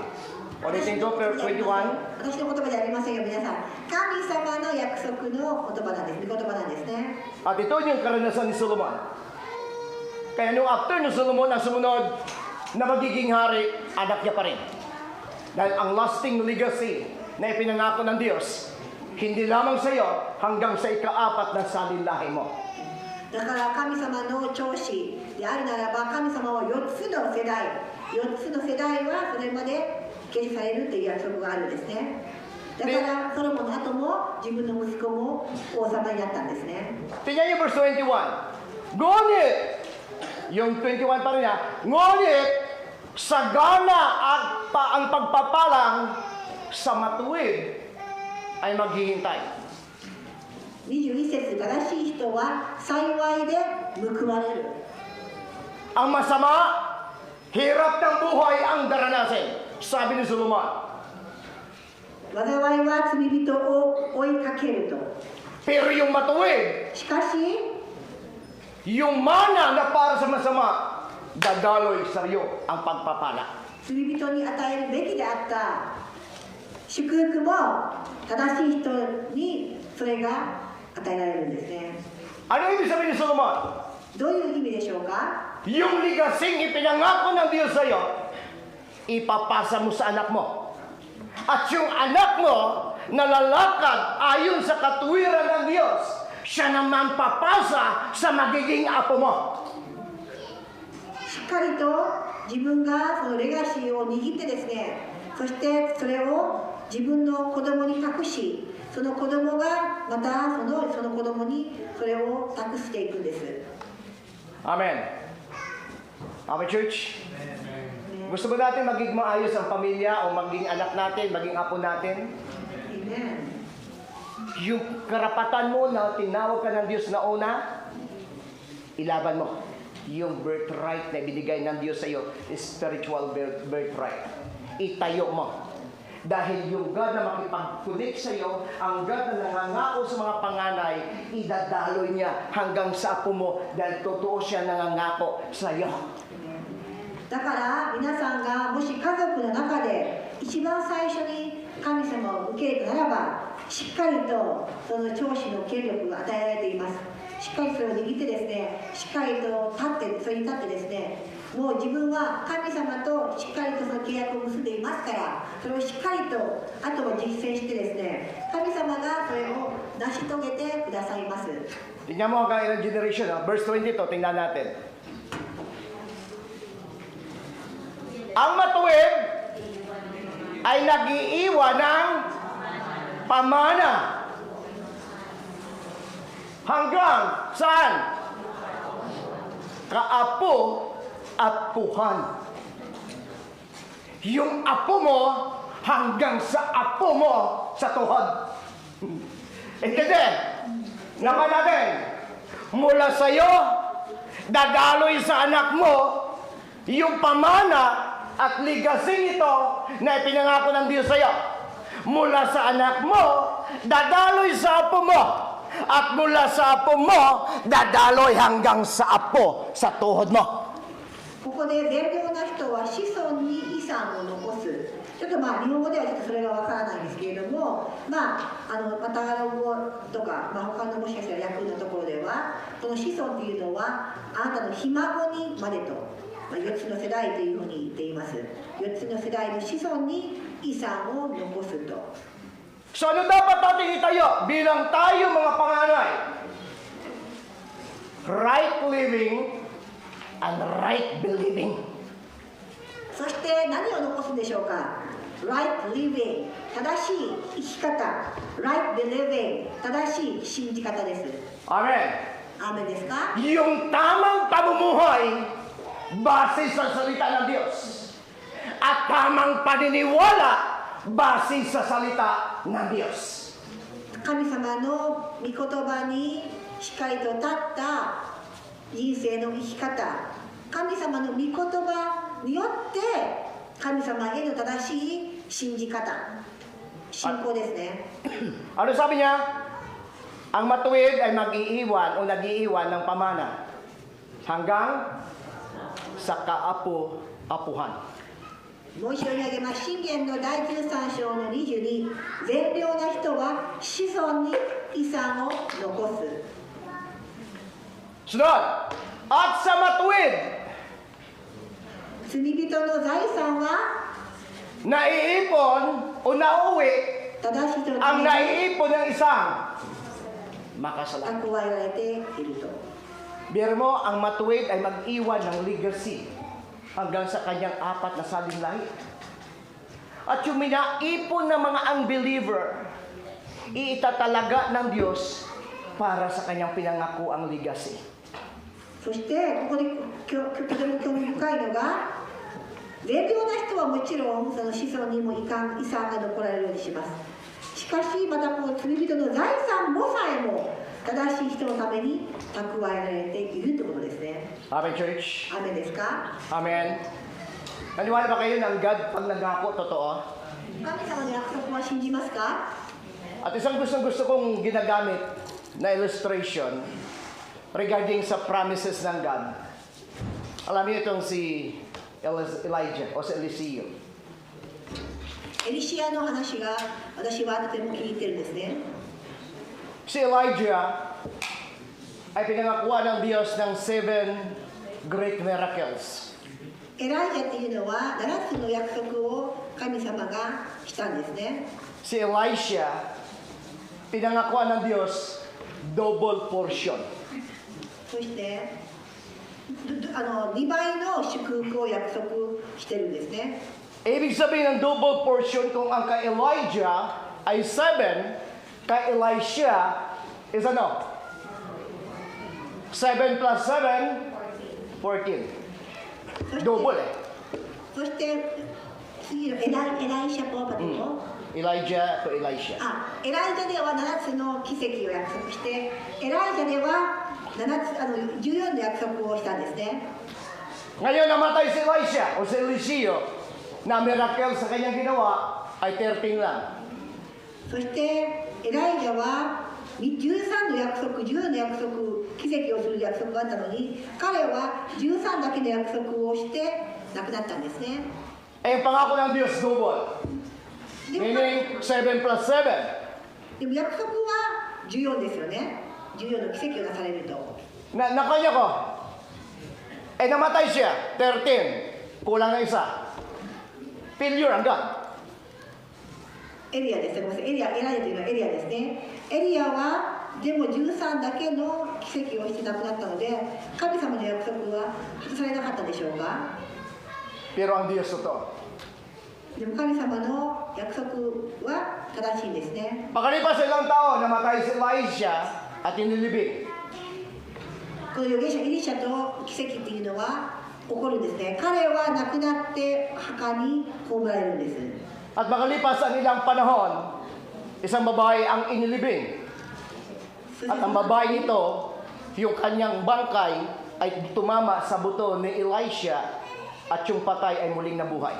実はその女性も葬られた時に、その女性の骨がそのエリシャの骨にくっついた時にエリシャは生き返ったんですね。 Ilan ang nangyari kay Elisha? Buhay siya, 13. Nung namatay siya, yung babaeng namatay, tumama sa buto ni Elisha, nabuhay. ごめんなさい、女性が生き返ったんですね。 Nangyari bang 14? Nangyari. Kailan nangyari? Nung panahon si Elisha, patay na. Church, kahit mawala tayo, yung pangako ng Diyos sa apo mo, totoo pa rin ito. だから皆さん、この神様が約束をするってことは、神様の約束は本当になるんです。本当に起こるんです。だからこのエリシャの人生を見ても、神様は14で奇跡をあなたがする。そして13で亡くなったけれども、彼が死んでその自分の骨に女性の骨がくっついた時に女性は生き返った。だからやっぱり神様の約束っていうのは私たちが死んだ後でも必ずなされるっていうことを覚えてほしいんです。 So, anong tatlong elemento ito? Ito yung pag-usapan natin. The three essential elements. そして3つの要素は何でしょうか？ Anong tatlong elementong ito? Sabi nga ng isang pinalabas ko na Japanese cartoon na kwento o parang palabas, may tatlong element daw. Hangin, tubig, at apoy. Ito na yung pag-usapan natin. Tatlong elemento ng lasting legacy. そして何が要素でしょうか？いつまでも残るレガシーのために何が重要でしょうか？ Number one, 最初は ano na? Ano ba sa Tagalog ng passion? 情熱ですね、情熱。 Relasyon? 情熱は何でしょうか？ Alam niyo, pag titingnan mo, ang lalabas kasi ganito. Pero pag salitang passion, doon kinuha yung salitang passion of Christ. Passion, ibig sabihin, ang kahulugan nito ay yung kahirapan o paghihirap. Kaya nga si Jesus Christ, naghihirap siya doon sa krus para sa iyo. Kaya nga pagdating sa church, hindi lamang ka taga-upo at hindi ka lang uma-attend sa church at maglilingkod sa God dahil nasa mundo ka. Dapat ang paglilingkod sa Diyos, umulan at bumagyo at binigyan ka ng God ng chance na makapag-serve sa Kanya, mag-serve ka. Kasi sabi ni King David, hindi ako maghandog na walang sakripisyo. 激しい感情ですね。だから本当にこの激しい感情、皆さんも神様に本当に奉仕するときはこの激しい感情がとても重要なんですね。この感情、情熱が必要なんですね。 Ami Church, dapat pinaghihirapan mo. だからたとえ苦しいことがあったとしても、 Pastor, hindi ako naka-church. Bakit? May sipon ako. Tama? Pero pagtrabaho, kang kinay kong silpon mo, magtrabaho. The word passion, hindi tayo mag-serve dahil gusto mo. Magsiserve ako, kailangan ko ang sakripisyo. 実はこの教会でも、その牧師に対して「昨日礼拝行けなかったなんで鼻水があったから」とか言うんですけど、鼻水でもちろん悪いことはないんだけども鼻水で礼拝を休んでしかし仕事はどんなに鼻が悪くても仕事にも行くというのはではないんです。私が言っているこの情熱というのはやっぱり重要である。少しぐらい犠牲を張ってでもやる情熱がある。だから続くこのような本当にこの気持ちっていうのがとても重要だってことなんですね。 Paano mag-attend ang church o anak natin sa church kung tayo magulang, hindi tayo nag-church? もし親が礼拝を大事にしなければ息子や娘に対してどうやって神様のこの重要さを示せるでしょうか。 Anong legacy ang ipapamana mo at ipapasa mo? どんなレガシーを残そうとしているでしょうか。 Ami Church, kaya lasting legacy, the three essential element. Ano? Yung lasting legacy. So number one, passion. だからまず最初に大事なのはこの情熱です。 Keeping yourself on the ministry. 常にこのミニストリー、この神様の働きの中に自分を置くんです。 Amen. アメン。 Ami Church, kung gusto mo ang membro, ang anak mo, asawa mo maging aktibo, ikaw muna magpakita ng lasting or sacrifice. もし自分の旦那さんや妻や子供も同じように神様に対して本当に歩んでほしい、神様の良い生き方、この神様の計画によって歩いてほしいであれば、あなた自身がまずはそのように歩いていってください。 Ito yung pinag-isipan ko. Sorry Pastor, di kami ka-church. Bakit? Ang lamig eh. May kuruma naman. よくちょっと時々ちょっとごめんなさいねとすいませんで本当に聞くんですよね。なぜ礼拝に行かなかったの？ちょっと寒かったからだとか言うんですけど、車もあるのにねと。 Pastor, may ulan eh. May kuruma ka naman. 雨が降ってた。でも車あるのになみたいな。So anong legacy ang ipamana natin sa anak? だからやっぱりレガシーっていうのは少々苦しいんですよ。少々苦しい、悲しい、続けられない。でも残す、これがレガシーなんですね。 Magulang, mga anak, kung gusto niyo mag-iwan na magandang legacy sa inyong anak, dalhin niyo sila sa God. At darating ang araw ng iyong mga anak, hindi magiging problemado mo sapagkat magkaroon sila ng relation sa God mo. でもし皆さんも子供がいるんであれば頭が痛くならないように将来はしっかりと子供のうちから神様のもとに子供を引き寄せてどうか子供たちを連れてってください礼拝に。 Hindi ko makalimutan nung Bible study kami noon. Bata pa yung dalawa kong anak, si Zachary, si Zoe. At mula Dancy noon, siguro mga high school sila noon. Tapos, grabe ng lakas ng lamig noon. Nagba-Bible study kami.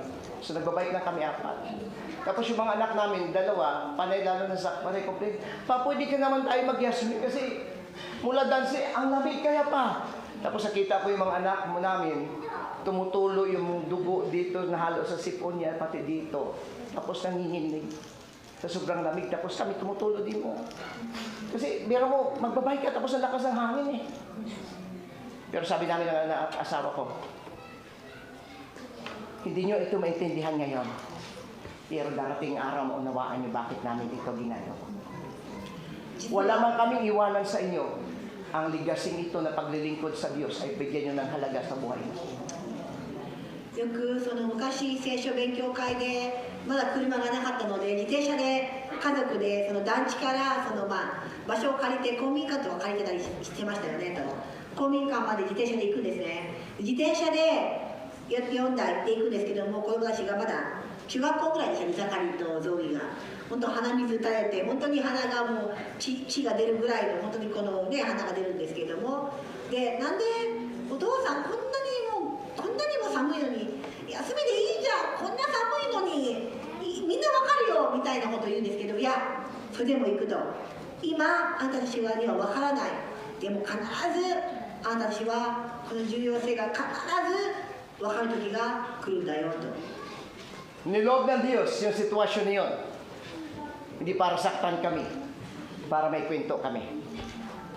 だから神様はあの時は確かに寒かった苦しかったけれども神様はあの経験を通して私たちはその神様のこの証しをするためにそれを許可してくださったんですね。 Amen, church. 雨ですか Ang legacy ay napaka-importante yung iiwan mo sa kanila. だから特に子供たちに対して残すレガシーっていうのはとても重要です。 So hindi tayo nag-church dahil birthday mo. 誕生日だから礼拝に来ていますか Amen? Ang paglilingkod sa Diyos, dapat may passion. 神様を礼拝するというのはパッション情熱なければ続けれませんできません。 Sabi ni Timothy chapter 2, 2 Timothy chapter 2, basahin ko na lang verses 7 to 8. Sabi niya dyan, nakibaka ako na mabuting pakikipbaka. Natapos ko na ang takbuhin, iningatan kong lubusan ang pananampalataya. The word, lumaban ako na mabuting pakilaban. Ang dami niyang struggles, ang dami niyang persecution, ang dami niyang pagdurusa, hirap, gutom, pagod, panganib. Pero sabi ni Paul, hindi ko give up yung sinimulan ko. Dahil ito yung legacyng tatahakin. テモテへの手紙の第2章の4章の 7節私は勇敢に戦い抜き走るべき道のりを走り終え信仰を守り通しました Ito yung turo ni Paul kay Timothy na dapat gayahin ni Timothy yung ginawa ni Paul. Dahil si Paul ay walang pamilya, walang asawa, walang anak. Si Timothy, ang ginawa niya na spiritual na anak niya. Isinali niya kay Timothy yung paghihirap na ginawa niya at legacy na dapat gawin at gayahin ni Timothy pagdating sa paglilingkod sa Diyos. パウロはテモテに対して本当にこの自分が勇敢に戦った勇敢に走るべき道のりを走り終えたんだ、この信仰を守り通るんだということを本当にテモテに対してそれをレガシーとして残すべくこのように書いてあります。 Basahin niyo lang sa bahay ninyo ang verse 8. Binigyan na natin ng kahulugan ng salitang passion. Nang ibig sabihin, need yung sacrifice. Ang paglilingkod sa Diyos ay hindi puro praise God, hindi puro hallelujah. Sabi ni King Solomon o King David, hindi ako magsiserve na walang value, walang halaga. Hindi ako mag-aalay na hindi ko paghihirapan. そしてこの神様への奉仕というのは皆さんハレルヤーっていう笑顔で簡単で何の苦しみもないものではないですね。私たちはこの礼拝に来た、ここに来たというのは神様に対して少し痛い、少し寒い、少し眠たいいろいろあるかもしれない。でもやっぱ犠牲を伴う、でもそれはパッションがあるからこそ続けられるであって、このパッションなしでは私たちが何の苦しみもなければ犠牲もなければ神様に与えるものは本当に価値のあるものでしょうかと。 Number 2, may passion ka, dapat meron kang direction o direction sa 次 buhay. は方向があります。 Baka puro ka na lang suntok ng suntok, wala ditong kalaban mo. Sabi ni Pablo, hindi ako sumusuntok sa hangin. Sumusuntok ako na alam ko may tinapatamaan ako. Hindi tayo nagsuserve na wala tayong direction sa ating ginagawa. Need yung direction dahil alam mo, ang direction ito ang mag-guide sa'yo ng tamang direction kung saan ka tatahak. Hindi ka liliko sa kaliwa, hindi din sa kanan. Make a right direction. そしてパッション、絶望がある、拒絶がある、だけどバラバラで殴ってバラバラにいってやるんではない。しっかりとこの方向性、矛先をしっかりと見て、そこに向かって一直線に向かう方向をしっかりと示すことがとても重要なんですね。 Sa paglalakbay natin ang direksyon ay napakahalaga. Lalo na kapag hindi mo alam ang lugar. Kailangan natin gumagamit tayo ng alin? Google. Pero hindi lahat na sinasabi niya, itutumpa ka niya. Sometimes, ililigaw ka pa niya. Tama? Dito ka dadalhin, iakyat ka sa bundok. Pagdating mo doon sa bundok, didiin na pala. で皆さんが特に今は最近はどっかに行きたい時には Google マップを使用すると思うんですけれども、確かに道しるべとなっていくんですけれども 100% 正しい情報を示しているとは限りませんよね。 Pero kung ang mag-guide sa'yo ay bihasa sa lugar na ito, kahit saan siya sisikot at sisikot, paikot ng paikot, dahil alam niya ang lugar na ito, maliligaw ba siya? Hindi. Bakit? Tamang direksyon ang sinundan mo. でももしあなたが Google マップではなくて本当にそこに住んでいる住民である、本当にその場所をよくしている人であれば、彼はどんなにちっちゃい細道でもどういうところでもしっかりと頭にあって自分が分かっているので、その言う通りに歩くならば進むならば必ず正しく正しいところにたどり着ける。それは正しい人が教えて正しいことをあなたがその正しい道を歩んだからなんですね。 Kung ang direksyon na ginasundan mo ay ang pamilya mo, kaibigan mo, at kakilala mo, ililigaw ka nito. もし皆さんの道しるべがあなたの妻や夫、そして親戚であるんであれば、必ずあなたは道を迷います。 Lagi niyo tandaan, di lahat ng pastor ay pastor. 牧師さえも私はあえて言います。 Amen. アーメンですか？ Kaya ang tamang guide, hindi tao dapat yung sundan ng direction tinatahak nyo ngayon. Yung lalakbay ko sa taong 2025, dapat ang direction na mag-guide sa buhay ko, hindi yung nasa tabi ko, hindi yung nasa isip ko, dapat ito. そして皆さんもこの本当にこの自分が走るべき道を示すのはあなたの隣の人でもない、牧師でもない、家族でもない、この聖書こそが本当の道しるべであるべきなんですね。 Hindi sa lahat ng oras sa paglalakbay mo at biyahe mo sa mundong ito ay nasa liwanag. いつも明るい道では限りません。Minsan naglalakbay tayo sa isang masalimuot at madilim na sitwasyon ng ating buhay. たまには悲しみや道のり、こう暗い道のりを歩むかもしれません。 Paano natin makita yung tamang direksyon na ating tinatahak sa gitna ng madilim na sitwasyon? 暗いところよりどうやって自分は道を分かるでしょうか？ Ito yung sabi ng Bible, na magtatama sa atin ng tamang direksyon sa buhay. 聖書は Hindi はっ tao, きり書いてあります。 hindi sinuman ang mag-guide sa iyo ng tamang direksyon. At hindi din tao ang mag-guide sa iyo sa panahon ng kadiliman ng takbo ng buhay mo. Need a right direction sa buhay. Sa panahon ng liwanag at ng dilim. Psalms chapter 119, 105. 皆さんが本当に正しいかな、合ってるかな、でも暗いし分からないし、どうすればいいか分からない時こそ、皆さんはこの詩篇の119の105を読んでほしいです。思い出してほしいです。 Sabi ng salmista, ang salita mo ay tanglaw, sa ibang translation, ang salita mo ay lampara, na sa akin ay patnubay sa landas kong dinadaanan, liwanag na tumatanglaw. あなたの御言葉は私の足の灯火。私は近い、またそれを果たします。 Alam niyo ba yung lampara? 灯火って何ですか？ Nung panahon na hindi pa uso yung kuryente, ang ginamit nila ay panglampara o tanglaw. まあ、電気がない時代に灯火があったんですね。ランタン。 Para isang lantern, no? Parang ganyan, no? Yan yun, lampara. あれです、あれです、あれです。 Yan. 昔 Nakita niyo yun? Thank you, Pastor Kenjo. Mayroon si Pastor Kenjo よかった lampara. ちょうどいいものがありました。ありがとうございます。 Pwede ko ba mahiram, Pastor Kenjo? 貸してください。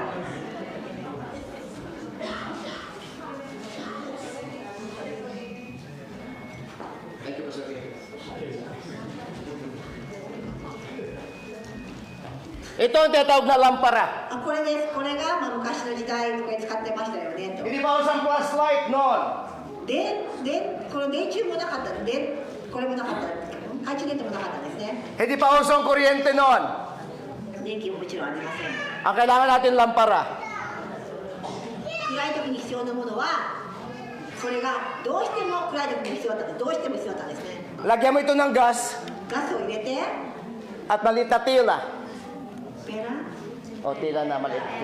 テラ、あ、布をちょっと入れておいて、 At ibabad sa gas. ガスに浸して、 Yung maliit na tila na ito, sisipsipin yung gas. この小さいこの切れ糸がそのガスを染み込んで、 Sindihan mo ito para magbibigay ng ilaw. ここで火ができるんですね。 May salamin siya para ang purpose nito hindi ka mainitan at hindi mo pwede hawakan ng ganito ang purpose ng lampara.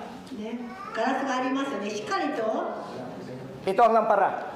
これがもう完璧なもうランプですね。 Habang umiilaw siya, 電気が hawak mo ito. 明るい暗い時にはこれが必要ですよねと。 At habang hawak mo ito, hindi mo ito ginaganito. で、皆さんこの電気をこうやって持ちませんよね。 Lalo na naglalakbay ka sa madilim na bahagi ng 暗 buhay. い時こそこう持たない。 Ilagay mo ito sa ibaba 足元をしっかりと正しく歩いてるか。 para makita mo ang direksyon na lalakaran mo. 自分の歩んでる道が正しいかどうかを。 Amen. Dahil kung wala ito, walang mag-guide sa iyo sa panahon na masalimuot at madilim na tagpo ng buhay mo. だから先ほど申し上げましたが、人生は辛い時があります。悲しいことがあります。暗くてどうすればいいのか、明日さえもわからない時があります。どうしてもわからない時には、この電気をやっぱりこう皆さんが足元にするように、 Sabi ng salmista, 105編では、 ang salita ng Diyos, あなた lampara, の御言葉は na magbibigay sa kanya ng liwanag 私の sa tamang 足 direksyon. の灯火ですと。 Amen? 雨ですか？ Kasi kapag tao ang guide mo, 人の言うことを聞くんであれば、 ililigaw ka nito. いつかは迷います。 Tingnan mo lang, sinabi, nililigaw ka nga, ilang beses na eh. Pero ang God, hindi ka ililigaw nito. Ang Bible, hindi ka tuturuan ng mali. Ang Bible ang magtutumpak sa'yo ng tamang direksyon na dapat lakaran mo sa buhay mo. 実は聖書こそが本当に皆さんがどうしようももない時にどうすればいいか分からない時にこの聖書はあなたを正しく行くべき道を示してくださいます。 So three essential elements for your lasting legacy. Number 2 is direction. 2つ目大事なことは方向性ですね。 Ang direksyon na ito ang magbibigay sa atin ng guide at magbigay sa iyo ng liwanag. Walang iba. Biblia. 聖書がこの方向性を示してくださるんですね。 Amen. アーメンですか？ Because right believing result a right living. ね、正しい信じ方、正しい信仰というのは正しい生き方を作ってくださるんです。 Amen, church. So, 30 na, 35 na. もう35分ですね。 Ito yung panghuli. もう最後です。 Ano yan? Ano ba sa Tagalog yung conscience? Conscience of guilt。 Conscience siya. 罪悪感ですね。guilt。 So, sabi ng asawa ko, parang nalibago ako pag ginamit mo yan kasi parang ganito lang. So, sabi ko sa asawa ko, in-explain ko ng konti. Ganito yan, ma. Pag ginamit natin conviction, ang salitang conviction, ibig sabihin, bago mo paggagawin, kinakonvict ka ng God, huwag mo gawin. But ang salitang conscience, ang ibig sabihin ay meron siyang detonation na pwede mong gamitan. At ang ginamit nila dito, discernment, knowing right or wrong. 正しい判断力ですね。悪いと良いを見分ける判断力。 Kaya nga, ang safeguard may conscience. セーフガードという宣言があるんですけれども、 Amen. But the word the conscience or discernment to knowing kung ano yung tama o mali. Meaning to say, kung i-iral yung discernment mo, alam mo kung mali yung gagawin mo, bakit mo gagawin? Kung alam mo hindi kalooban ng Diyos, bakit mo pa gawin?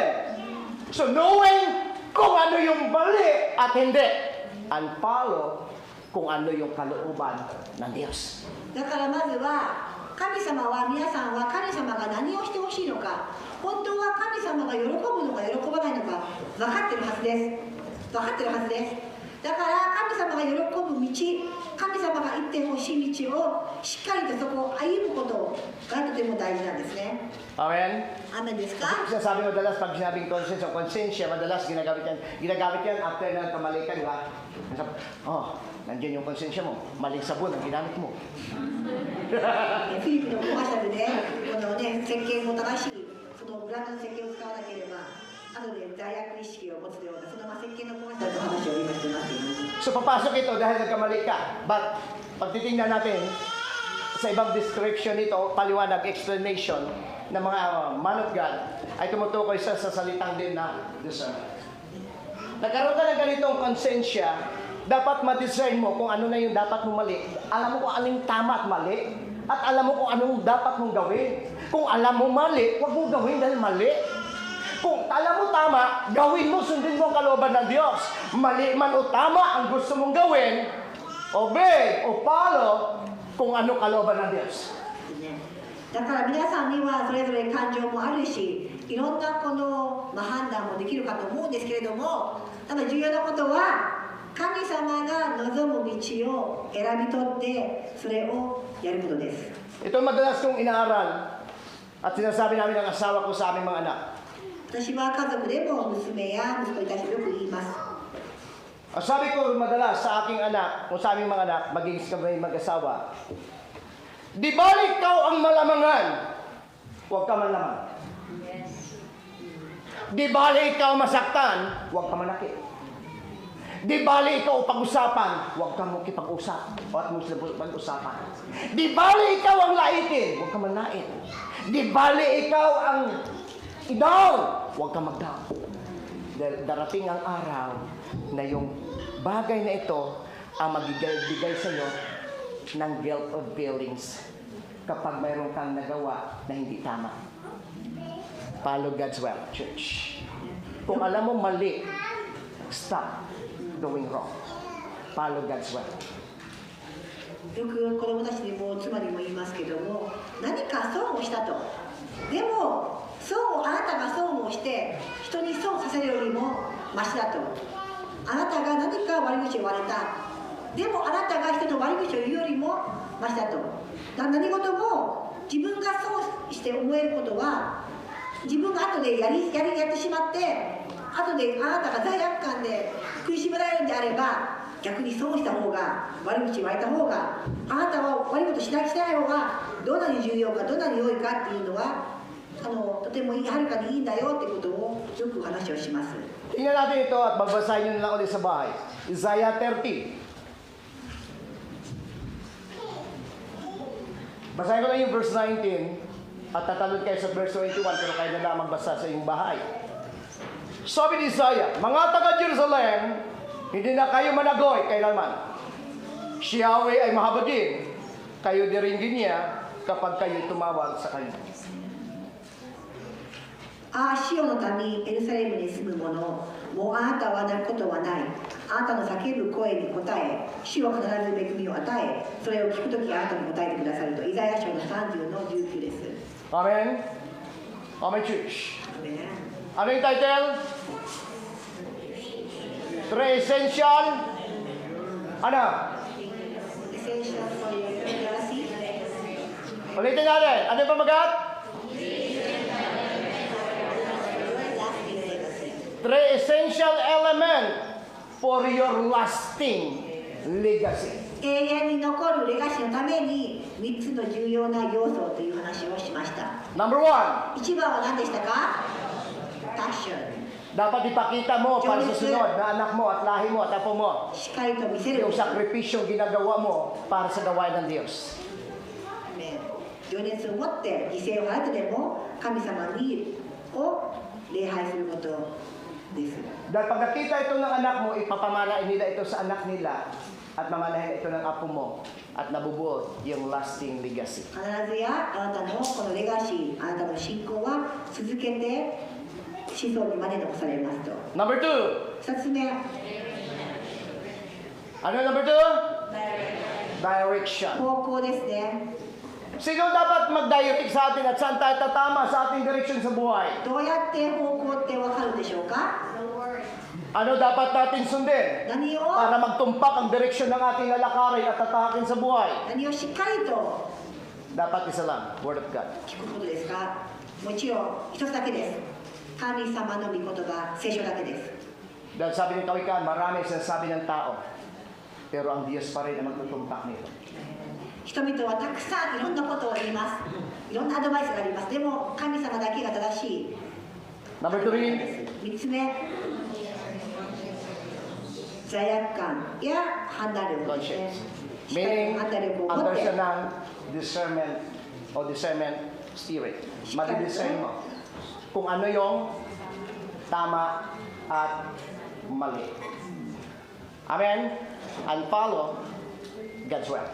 必ず神様の御言葉を聞いて神様が喜ぶ神様の計画に歩むことがとても大切なんです。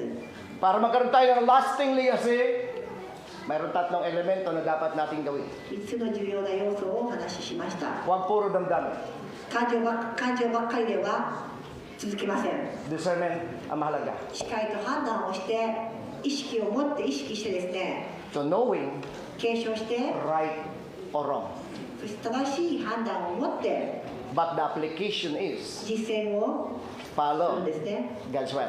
芝は神様の御心を実践するんです。 Tayo manalangin sa Diyos. それでは最後にお祈りをして終えたいと思います。 Salamat sa mga salita mo, Lord, 神様、今日も神様の御言葉を感謝します。 na sa paglalakbay namin sa mundong ito, この人生ではいろんなことを歩みますけれども、 hindi kami papayag ng pagtawag mo sa amin ay hinto sa amin. Ang paglilingkod na ibinigay mo sa amin ay hinto sa amin. 必ずや私たちが始めた神様が始められたこの信仰、この行いというのは必ずや私たちの子孫にまで続くことを期待していますので、 Yung blessings na pinangako mo sa amin, yung favor na pinaranas mo sa amin, ay hindi ito hihinto sa amin. kundi dadalo ito sa aming mga apo, sa apo. 神様が約束してくださったこの長子としての特権を持ってですね、私たちの息子も娘も孫もひ孫までもこの祝福が宿っていくことを信じます。 Katulad ng salmista, magpakahirap ka bilang isang mabuting tagapagdala ng mabuting balita. 支援にも書いてある通り、どんなに苦しいことをして奉仕をしても Para magkaroon kami ng lasting legacy, ilagay mo sa puso namin at sa aming ginagawa, lalo na paglilingkod sa iyo, yung passion. でもどんなにこの苦しいこの奉仕はこの神様からの余熱がなければ続きません。だから神様一人一人の心にこのパッション余熱を今日与えてください。 At ang pangalawa na ituro mo sa amin yung right direction. 正しい方向性も学びました。 Ang tao nagsasabi pabor sa kanila. At ang salita mo ay nagpasabi pabor sa inyo. 人々は好き勝手にアドバイスをしますけれども、神様のアドバイスが一番の大事な重要なアドバイスです。 Huwag mong alisin sa puso namin どうかこの神様の助言が yung discernment na ito いつまでも心に残り、 to knowing 神様の喜ぶ道を wrong or right. 正しい道を歩んでいくことができますように、 Huwag mo alisin ito sa puso namin. どうかしっかりと判断をして At 進むことができ susunod ます kami よう ay に。 sa gusto mo. そして私が神様の喜ぶ道を選んで実践 Hindi し na て lamang sa gusto namin. 変なことできます。自分がしたいことではなく、感情ではなく、神様が喜ぶ神様の栄光のための道を歩ませてください。 Pagpalain mong bawat isa sa amin. ここにいる一人一人を神様が祝福してください。 Salamat sa paggamit mo sa buhay namin, Sir こ Nam. こにいる二人をただ神様に用いていくために用いてください。 Sa pangalan ni Jesus. イエス・キリストの皆によって Amen and amen. お祈りいたします。アメン。 God bless church. God bless Sir Nami.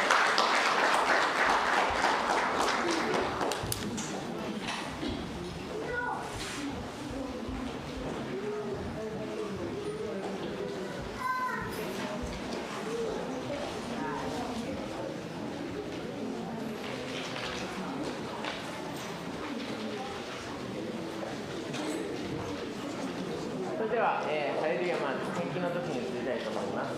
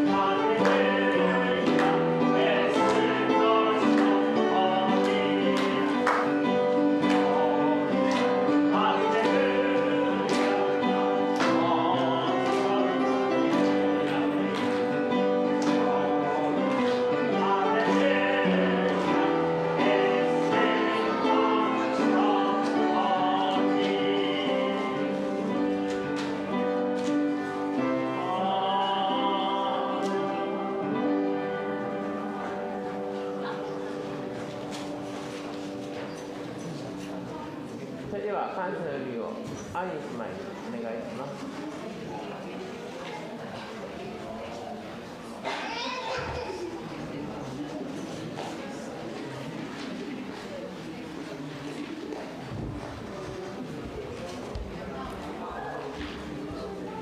Tayo po'y manalangin. Panginoon na makapangyarihan sa lahat, lubos po kami nagpupurit, nagpapasalamat, Lord God, sa umagang ito, sa pagsama mo po sa amin, Panginoon, na kami ay makapagbalik ng papurit, pagsamba sa iyo.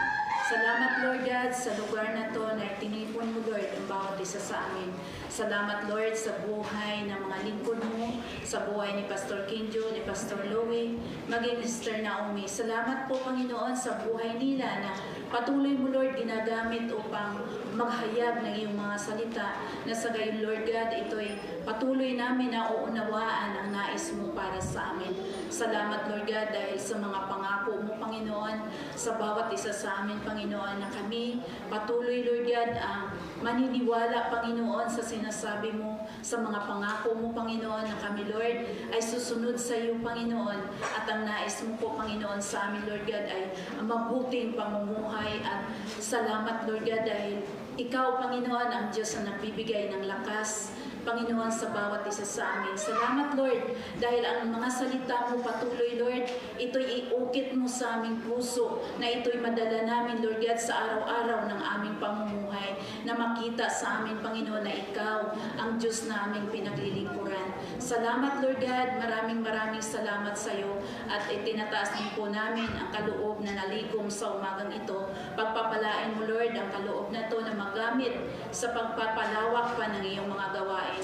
Salamat, Lord, sa buhay ng bawat isa na nakapagbigay. Ganon din ang hindi nakapagbigay. Patuloy mo, Lord God, pagpapalain.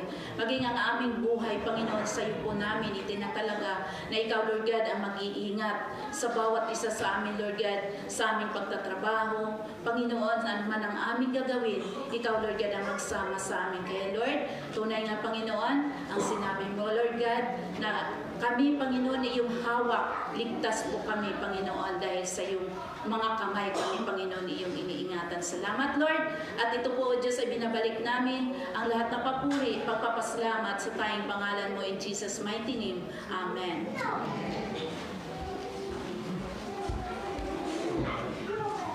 それではお聴きください。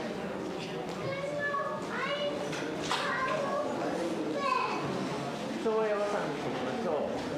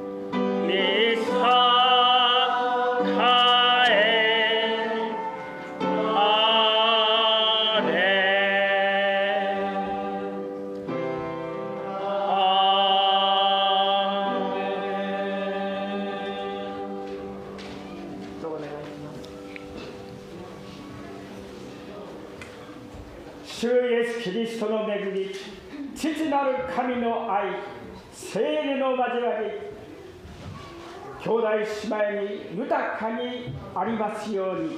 アーメン。